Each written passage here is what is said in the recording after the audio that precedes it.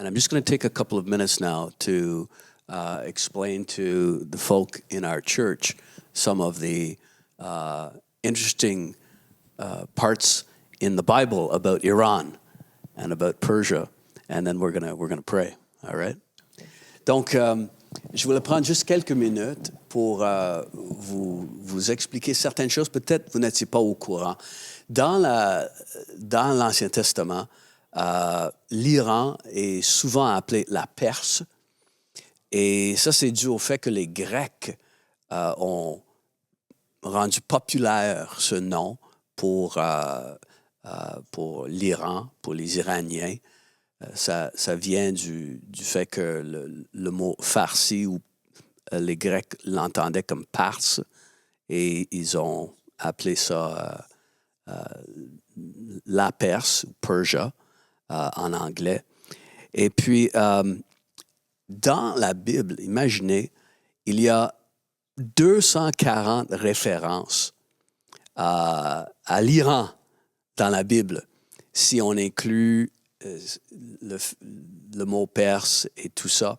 Donc, il y a plusieurs références justement au roi Cyrus, comme Eric a mentionné, le premier grand roi de cette dynastie qui avait vaincu les Babyloniens, parce que vous voulez vous souvenir, j'espère, que les Juifs avaient été emmenés captifs par Nebuchadnezzar, l'empereur de Babylone, quand Nebuchadnezzar a détruit Jérusalem, il a détruit le temple, il a emporté tous les trésors du temple à Babylone, il les a dédiés à son Dieu, à ses idoles. Et puis ensuite, il a aussi rendu captifs plusieurs de la nation d'Israël.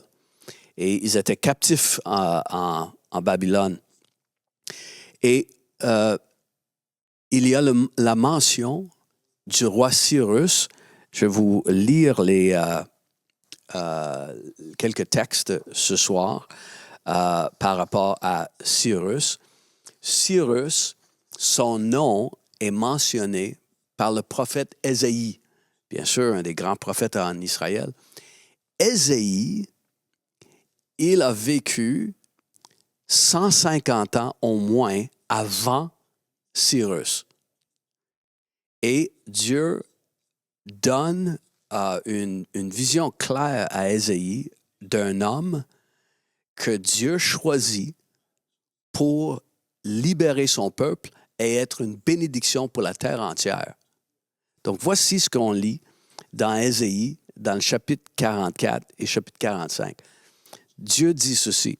« Et je dis de Cyrus », donc imaginez là, c'est 150 ans avant que Cyrus existe. Et voilà, Ésaïe transmet ce message qui vient de Dieu. « Et je dis de Cyrus, c'est mon berger, et il accomplira tout ce que je désire. Il dira de Jérusalem qu'elle soit rebâtie, et il dira du temple, poser ses fondations. » Quand Ésaïe a dit ceci, Jérusalem était encore une ville prospère, le temple était en pleine fonction. Et voici, il dit qu'un dénommé Cyrus va dire de Jérusalem qu'elle soit rebâtie et va dire du temple, poser ses fondations. Ça continue. Ainsi dit le Seigneur à son oint, à Cyrus, qu'il a pris par la main pour abaisser les nations devant lui et pour désarmer les rois, pour ouvrir devant lui les deux battants des portes, afin qu'aucune porte ne lui reste fermée.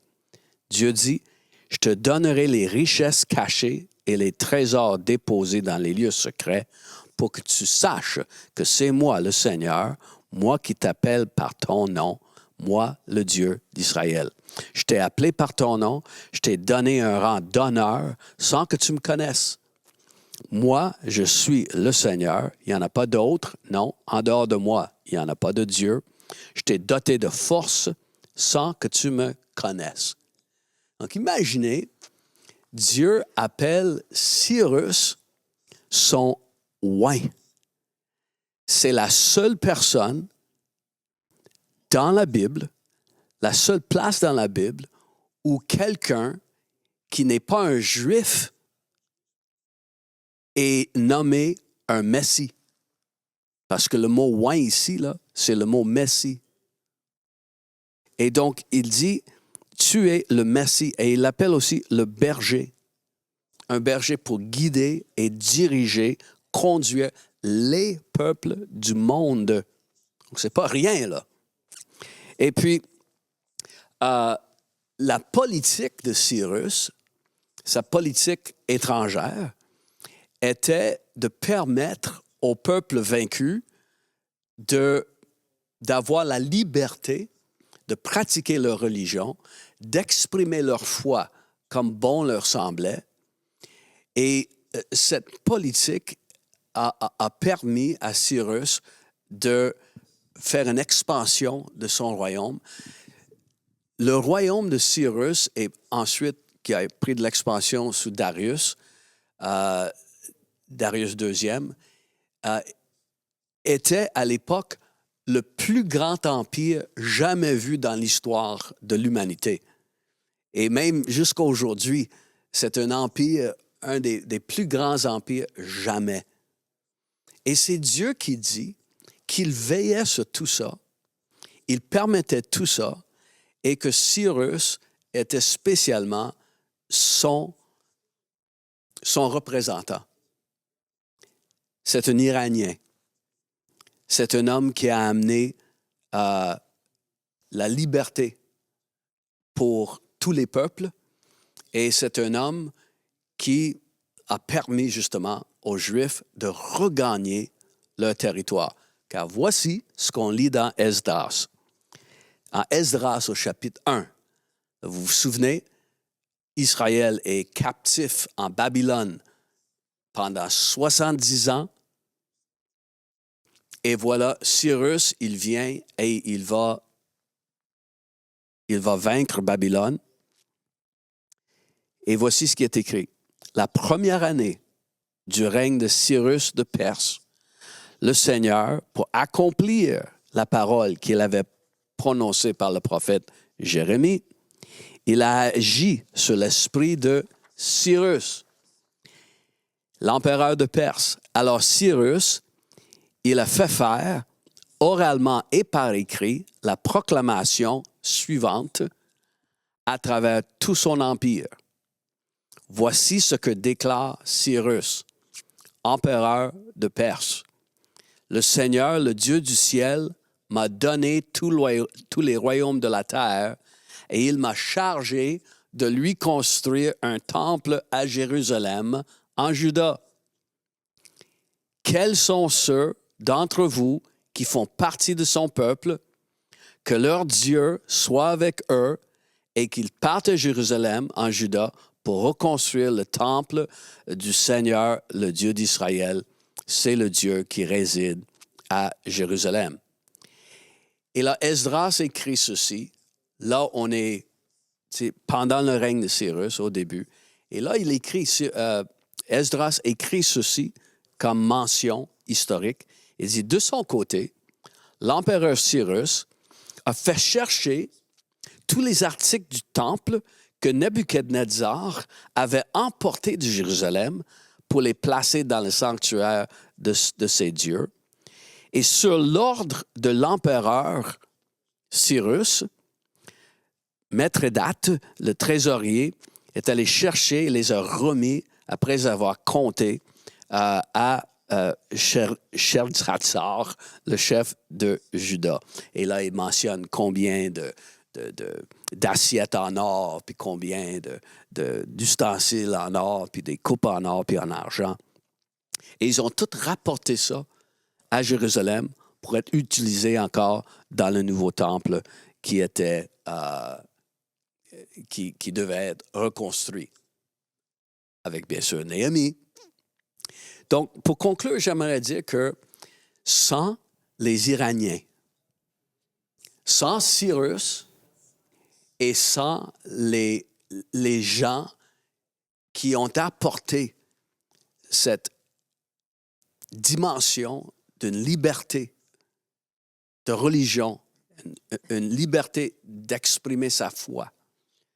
Il n'y aura pas de nation d'Israël aujourd'hui. Et Dieu n'allait pas laisser ça arriver à cause de son plan.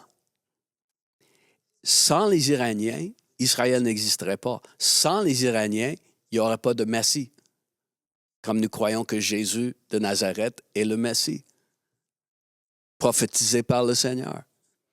Il n'y aura pas d'Église s'il n'y avait pas de Cyrus, s'il n'y avait pas des Iraniens. Et les Iraniens ont toujours été un allié pour les Juifs, pour l'Église, pas le régime actuel. Il ne faut pas mêler les deux. Mais ont été des alliés, des amis et des gens prophétisés dans les Écritures. Et voici un fait qui vous a peut-être échappé. Dans le Nouveau Testament, on parle de l'Iran. On parle des Iraniens. Dans le Nouveau Testament, quand le Saint-Esprit est descendu à la Pentecôte et les nations étaient là, réunies pour fêter la Pentecôte, est-ce que vous vous souvenez comment ils étaient étonnés d'entendre les gens parler en d'autres langues, dans la langue de leur pays, alors qu'ils étaient en visite à Jérusalem? Vous vous souvenez de cela?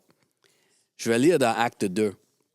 Dans leur étonnement, les gens n'en croyaient pas leurs oreilles et ils disaient, « Voyons, ces gens qui parlent, ne viennent-ils pas tous de Galilée? » Parce que tous les disciples étaient de la région de Galilée en Israël. Alors, comment ça se fait-il donc que nous les entendions exprimer chacun dans notre propre langue éternelle?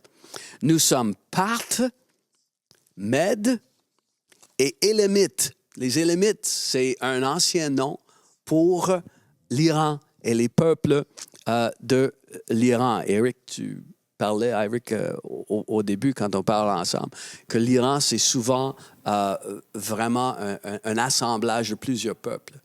Et les Élémites, ça faisait partie de cet assemblage des peuples. Et les gens, dans l'Ancien temps, appelaient ce qui était la Perse, Élam. Et donc, les gens de Élam et des Mèdes et des Perses, ils étaient là, à Jérusalem, pour louer Dieu à la Pentecôte, et ils étaient étonnés d'entendre les disciples de Jésus parler dans leur propre langue. Donc, même dans le Nouveau Testament, on voit ces alliés de Dieu présents pour le plus grand déversement du Saint-Esprit jamais et le début de l'Église. Et puis, dans Jérémie, dernier passage que je vous lis, dans Jérémie, le grand prophète en Israël, encore là, on parle de 600 ans avant Jésus, lorsque les Juifs sont emmenés captifs à Babylone, Jérémie, il est un des jeunes hommes qui est resté derrière. Et il a reçu un message de Dieu par rapport à l'Iran, utilisant le mot « Élam ». Et il dit ceci, « Voici le message que le Seigneur a adressé au prophète Jérémie au sujet d'Élam, au commencement du règne de Sédéchias, qui était laissé comme un roi vassal de Juda. Voici ce que déclare le Seigneur des armées célestes. Je vais briser l'arc d'Élam. Je vais briser l'arme principale de sa puissance. On sait que l'Iran, depuis plusieurs décennies, menace de fabriquer une arme nucléaire qu'il utiliserait contre Israël et contre d'autres peuples, comme l'Occident, en appelant l'Occident le grand Satan. Dieu dit par Jérémie, je vais briser l'arme de sa puissance. Et là, il a parlé aussi, il dit, je ferai venir les 4 vents des 4 coins de l'horizon. Je vais disperser les Iraniens, les gens d'Élam, aux quatre vents. Et il n'y aura pas une place sur la terre, il n'y aura pas une nation sur la terre où on ne verra pas les fugitifs d'Élam. J'érigerai mon trône parmi les Élamites, mais je ferai disparaître le roi et les ministres, le Seigneur le déclare. Donc le roi actuel et ses ministres, si cette prophétie est pour aujourd'hui, il se peut, on ne le sait pas. Mais si oui, il dit que je vais faire disparaître ce régime-là et qu'il va ériger, le Seigneur dit, je vais ériger mon trône.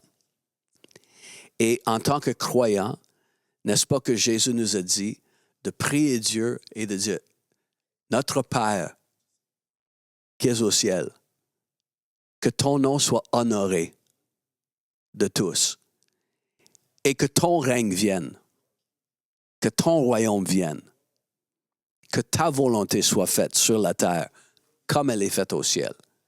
Donc, c'est ce que nous avons à faire comme croyants. C'est de dire, Père, que ton royaume vienne. Dans cette situation en Iran, que ton règne vienne. Que ton royaume de paix et d'amour, Eric te parlait d'amour tantôt, que ce règne d'amour vienne pour l'Iran. Dieu dit, j'érigerai mon trône parmi les Élamites. Et il dit, mais par la suite, je ferai revenir les captifs Élamites. Le Seigneur le déclare.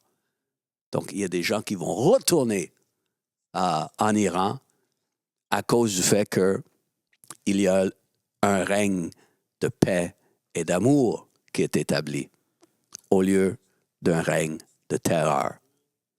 Donc, nous voulons continuer à prier pour l'Iran et pour la volonté de Dieu dans tout ce qui se passe. Je voulais rajouter quelques points importants ou peut-être intéressants suite à l'étude biblique qu'on a fait à la fin de notre épisode avec nos amis iraniens.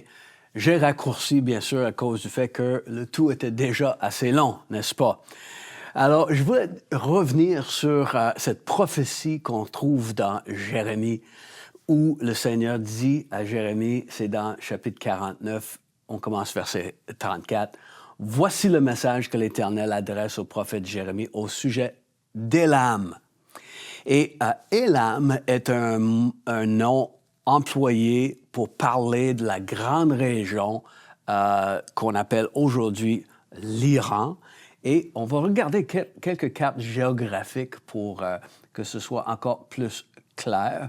Donc, vous voyez, l'Iran ici est vraiment à croiser des chemins, si on veut. C'est un genre de grand pont terrestre entre le Moyen-Orient et l'Asie proprement dit.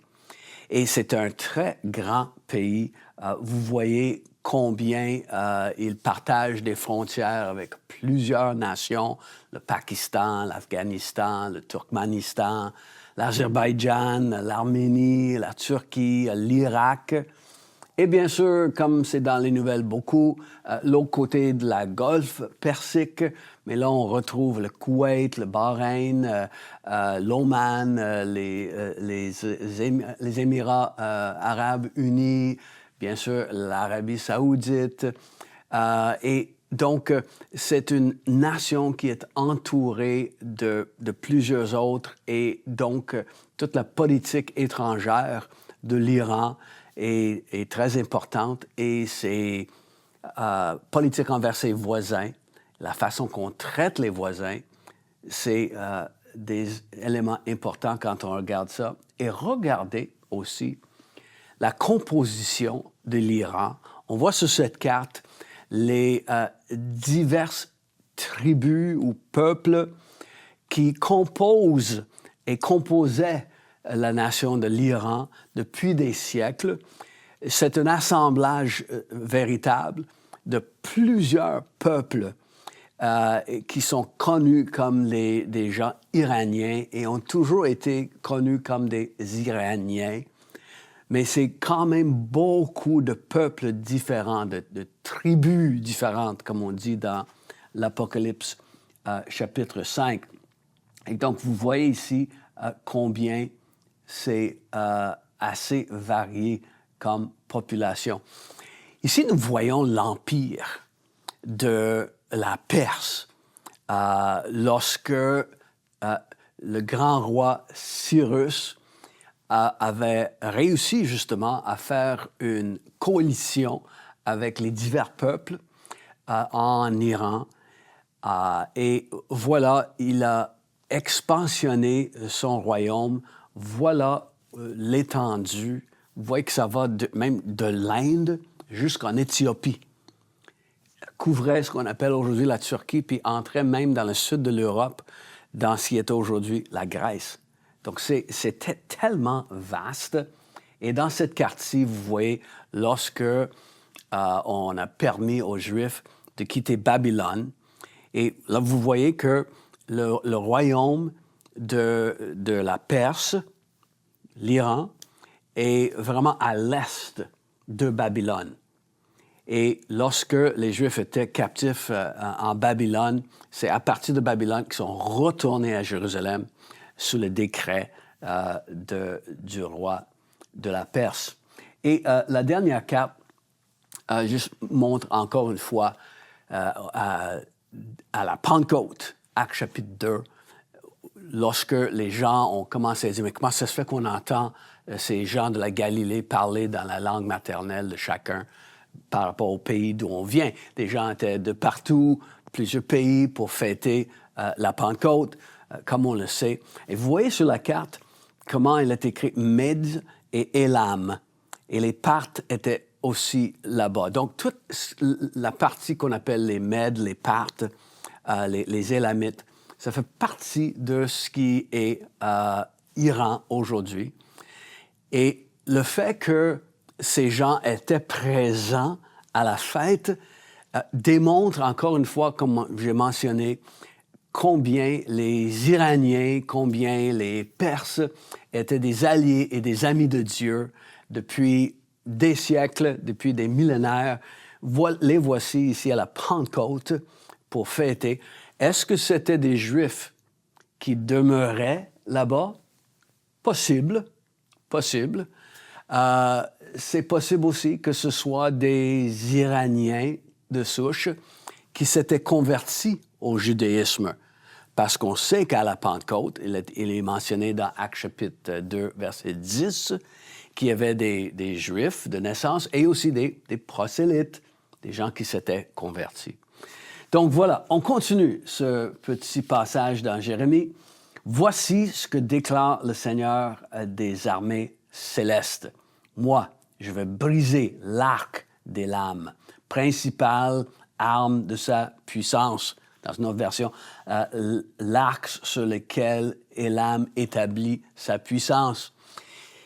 Comme j'ai mentionné, il se peut que cet arc, cette arme de puissance de l'Iran va être brisée par Dieu. Est-ce le moment où une arme nucléaire était en préparation qui allait être utilisée contre Israël? C'est des possibilités que cette prophétie parle de ça. Peut-être pas non plus, mais voilà, c'est quand même intéressant comme idée à cause de ce que le Seigneur dit plus loin à Jérémie. Je ferai venir sur Élam, sur l'Iran, 4 vents des 4 coins de l'horizon et je le disperserai, Élam, je disperserai à tout vent. Chez tous les peuples, on verra arriver des fugitifs d'Élam. Même les Iraniens, quand on parle avec eux, ils vont dire « Il n'y a pas une nation sur la terre où on ne trouve pas des Iraniens. » Car depuis quelques décennies, bien sûr, à cause de ce régime autoritaire d'extrémisme religieux, plusieurs Iraniens sont partis de leur pays. Et là, il dit, le Seigneur dit, « J'érigerai mon trône parmi les Élamites et j'en ferai disparaître leurs chefs et les ministres l'Éternel le déclare, mais par la suite, je ferai revenir les captifs élamites, l'Éternel le déclare. Élam était un petit-fils de Noah, fils de Sem, Noé, Sem, et fils de Sem, Élam. Élam qui s'établit, bien sûr, dans l'Est, le père de toutes ces nations, ces peuples qu'on appelle des Iraniens. Quand le Seigneur dit « Je mettrai mon trône en Élam », c'est toute une déclaration et une prophétie qui donne tellement d'espérance lorsqu'on regarde ce qui se passe actuellement, car le nombre de chrétiens engagés, remplis du Saint-Esprit, est étonnant. Il y a au moins 1 million de chrétiens engagés, des chrétiens courageux, des chrétiens audacieux qui affrontent toute la répression, l'oppression et le danger pour leur vie quotidiennement. Le nombre de chrétiens en Iran est à discuter, bien sûr, mais je me souviens de ce que John Arnott nous a raconté. Il y a une dizaine d'années, 10-12 ans, on avait organisé une école de formation pour des pasteurs en Moyen-Orient. L'école se déroulait en Turquie. Et on a réussi à faire sortir clandestinement ou faire participer à cette école clandestinement plusieurs pasteurs iraniens. On les a fait sortir du pays pour se rendre, mettons, en Égypte en premier, un autre passait par le Pakistan. Et on a essayé de subtiliser les trajets. Il n'y a jamais eu beaucoup de gens qui sortaient en même temps. Ils se sont retrouvés à l'école. John les a rencontrés. Il était vraiment ému de voir, quand il a demandé « Est-ce que vous avez déjà connu la persécution dans votre pays? » Et des gens qui levaient la chemise et montraient leur dos tracé par des coups de fouet. Donc, il y a beaucoup de violence auprès des chrétiens, des leaders chrétiens. John a demandé à celui qui était reconnu comme un peu le leader de tous ces pasteurs-là, un genre d'apôtre dans le pays. Il dit, on me dit qu'il y aurait 1 million de chrétiens en Iran. Et il dit, est-ce que tu peux me confirmer si c'est vrai? Et cet homme a répondu tout de suite, non, c'est pas vrai. John, un peu déçu de l'entendre, mais encouragé lorsque le monsieur a poursuivi avec, dans le fond, il y aurait au moins entre 3 et 5 millions de chrétiens aujourd'hui en Iran. Il y a tout un réveil qui se passe actuellement en Iran. Des histoires qu'on a déjà regardées ensemble. Jésus qui paraît dans la chambre à coucher des gens. Il y a tellement de démonstrations surnaturelles qui dépassent toute barrière que le gouvernement aimerait mettre contre l'Évangile. Et donc, quand nous voyons cette prophétie dans Jérémie, « Je mettrai mon trône en Élam. Le royaume de Dieu va venir en Iran. » Le royaume de Dieu, il y a quelque chose de différent quand on regarde les différentes prophéties que le Seigneur donne sur les nations. Il y a vraiment quelque chose de particulier par rapport à l'Iran, alors qu'il dit « Je mettrai mon trône en Élam et je ferai revenir dans ce pays ceux qui avaient été dispersés dans les nations. » Donc, c'est vraiment cool, ça. Il y a un des moullas, les clercs, les hommes spirituels de l'Iran, les plus élevés, qui a déclaré en 2023, il se lamentait déplorait le fait que 50 000 mosquées sur 75 000 en Iran sont fermées, faute de participants. Les gens abandonnent massivement l'islam et se retrouvent avec pas vraiment d'attache spirituelle, un peu comme Mo nous a dit dans une de ses interventions, que les Iraniens sont sont musulmans, il a dit en papier seulement, en nom seulement. Et nous voyons un phénomène où les gens quittent surtout cette présentation de l'islam dans la forme extrémiste. Et on voit à partir de la mort horrible de la jeune femme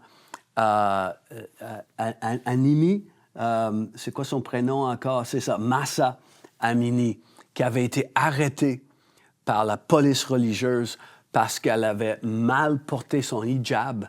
Elle a été tuée pour ça. Et ça a amené encore une plus grande vague de gens qui ont dit non, ça là, on ne veut rien savoir. Donc, juste vous encourager, Dieu a un plan pour les nations.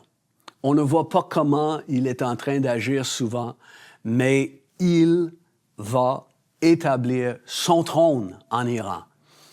Et au lieu de chialer à chaque fois que je vois le prix de l'essence, quand je passe devant une station d'essence, j'ai décidé d'utiliser ce moment pour dire « Seigneur, que ton royaume vienne ». De prier pour que la situation actuelle soit soumise à la volonté de Dieu. Seigneur, que ton plan arrive pour l'Iran et pour les nations du monde actuellement. Donc, que le Seigneur vous encourage avec ça et je vous encourage de prier pour cette situation en Iran.